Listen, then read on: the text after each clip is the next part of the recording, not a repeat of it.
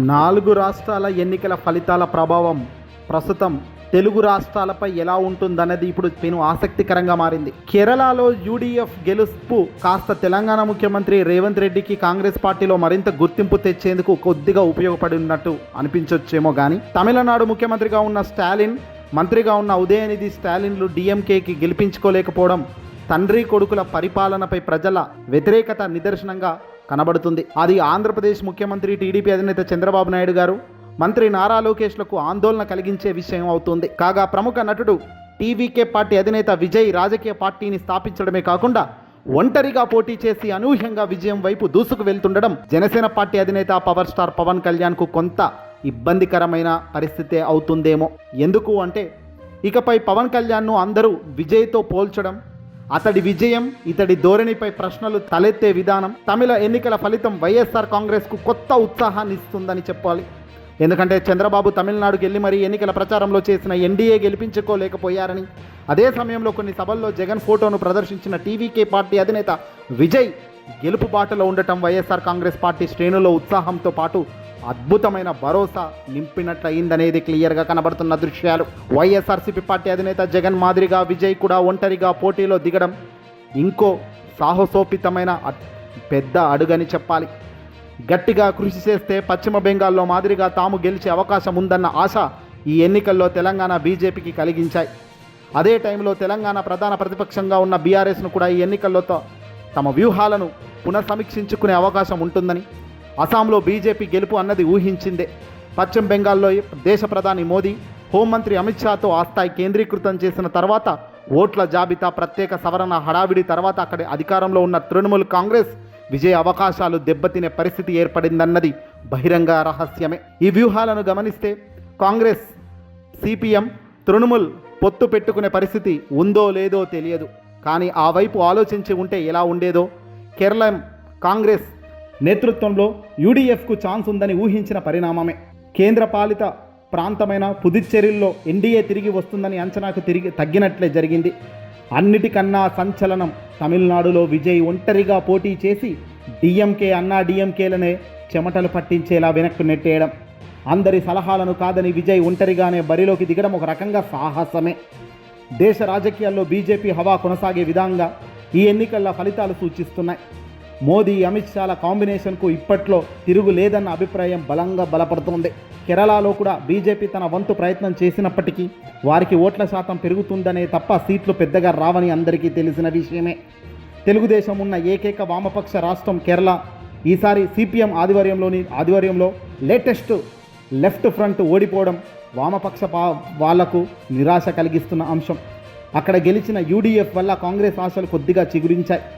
కానీ తమిళనాడులో మిత్రపక్షం డిఎంకే పరాజయం చవిచూడడం ఇండియా కూటమికి పెద్ద దెబ్బలాగా మారింది. పశ్చిమ బెంగాల్లో 3 టర్ములు కంటిన్యూగా అధికారంలో ఉన్న టీఎంసీపై వ్యతిరేకత ఏర్పడడం సహజం. బీజేపీ అగ్రనాయకత్వం కూడా పశ్చిమ బెంగాల్లో ఎలాగైనా పాగా వేయాలన్న కృతి నిశ్చయంతో ఉంది. కేంద్రంలో అధికారం ఉండటం, ఎన్నికల సంఘం తన వంతు పాత్ర పోషించడం వంటివి కూడా కలిసి రావడంతో బీజేపీ కల నిజమవుతుందని చెప్పాలి.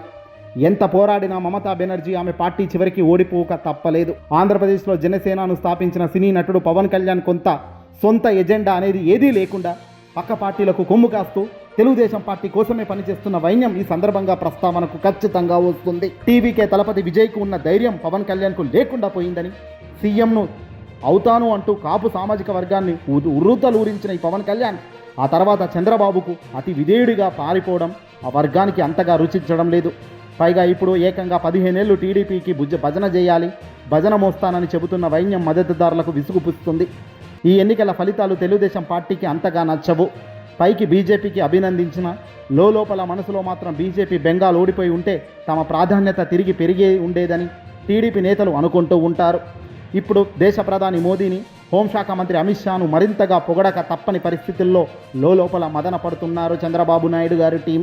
ఇక మరో కీలకమైన అంశం ఏందయ్యా అంటే, తమిళనాడులో స్టాలిన్, ఉదయనిధులు ఆంధ్రప్రదేశ్లో మాదిరిగా రెడ్ బుక్ అరాచకాలు చేయకపోయినా డిఎంకే ఓటమి పాలైంది. ఓ రకంగా ఆలోచిస్తే జనం కుటుంబ పరిపాలనను పూర్తి స్థాయిలో వ్యతిరేకిస్తున్నారన్నమాట వాస్తవం.